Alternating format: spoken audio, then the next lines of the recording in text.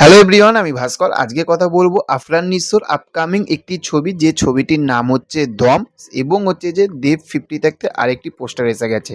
আজকে এই দুটো বিষয় নিয়ে আজকে আমরা আলোচনা করব। প্রথমেই আসবো যে আফরান নিসোর যে ছবিটির নাম দম, যেটি এসবিএফ, চরকি, আলফা আই এই তিনটের প্রোডাকশান মিলিয়ে কিন্তু এই ছবিটি বানানো হয়েছে।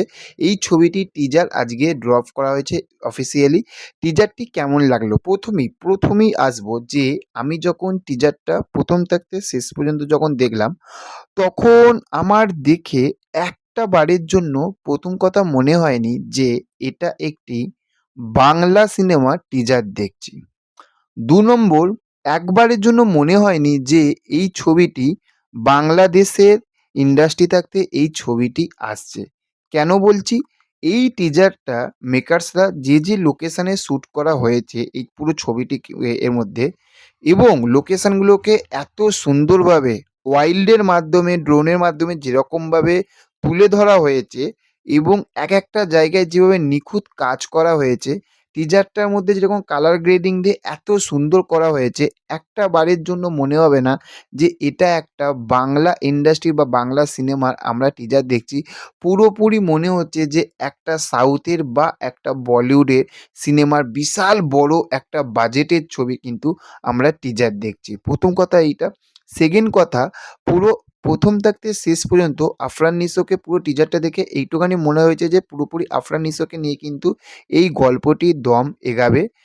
আফরান নিসো যখন প্রথম থাকতে শেষ পর্যন্ত টিজারে যতবার এসেছে, যখন সূর্যর মানে সামনের দিক থাকতে হেঁটে যাচ্ছে, মানে একদম সূর্যটা এইদিকে রয়েছে, সে হাঁটছে, একসময় তাকে টর্চার করা হচ্ছে, গাধার পিঠে বসানো রয়েছে, একটাবার তার পুরো প্যান্ট খুলে লিঙ্গ চেক করা হচ্ছে। প্রত্যেকটা জায়গাতে, প্রত্যেকটা স্ক্রিনিংয়ে আফরান নিসোকে দারুণ মানিয়েছে। এবং সব থাকতে যেটা বলতেই হবে, বিশ্বাস করুন, এই টিজারটি দেখতে দেখতে একবারের জন্য, এবং শেষের যে পোরশনটা, যে ডায়লগটা যখন হেঁটে আসছে, তখন একটা বারের জন্য মনে হয়নি যে এটা কোনো সুপারস্টারের সিনেমার টিজার দেখছি। কোনো কিছু, কোনো একটা যে বিশাল স্ক্রিনিংয়ের মধ্যে যেরকম সুপারস্টাররা থাকে, মেগাস্টার থাকে, সেরকম না।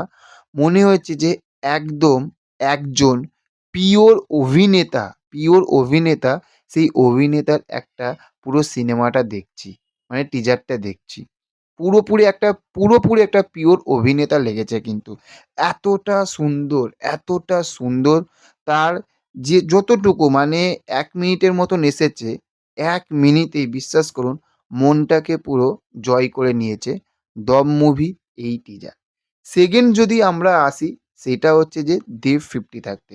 অনেক দিন পরে আমরা লাস্ট দেবদাকে রুক্মিণীদির সঙ্গে জুটি বাঁধতে দেখেছিলাম টেক্কাতে, লাস্ট আমরা দেখেছিলাম। তারপরে আমরা কিন্তু দেব রুক্মিণীকে অনেকদিন দেখিনি, এবং দেব রুক্মিণীর জুটি সত্যি খুবই সুন্দর লাগে। আমরা বারবার ফেসবুকে দেখেছি, সিনেমার পর্দায় দেখেছি, সব জায়গায় দেখেছি। বেশ ভালো লাগে। এইখানে যে করিমুল হকের চরিত্রে যে দেবদা কাজ করছে, তার ওয়াইফ হবে রুক্মিণী মিত্র। খুব সুন্দর, একদম সাদা, পুরোপুরি একদম মনে হচ্ছে পোস্টারটি দেখে দেব 50 যে পুরোপুরি একদম সাদা সিধে সিম্পল, কোনো মানে বাহার নেই, কোনো বিশাল হাই-ফাই ব্যাপার নেই। পুরোপুরি দুজনকে দেখে মনে হচ্ছে যে একদম মাটির মানুষ। সব থাকতে বড় বিষয় হয়েছে কিন্তু এইটা, এবং তার সঙ্গে এর যে ব্যাকগ্রাউন্ডে যে মিউজিকটা বাজছে, যে ব্যাকগ্রাউন্ড যে মিউজিকটা, সেইটা শুনতে এতটা ভালো লেগেছে। পুরোপুরি ওই মিউজিকটার জন্য পোস্টারটি পুরোপুরি মনে হচ্ছে যে এটা একটা মাটির পোস্টার দেখছি।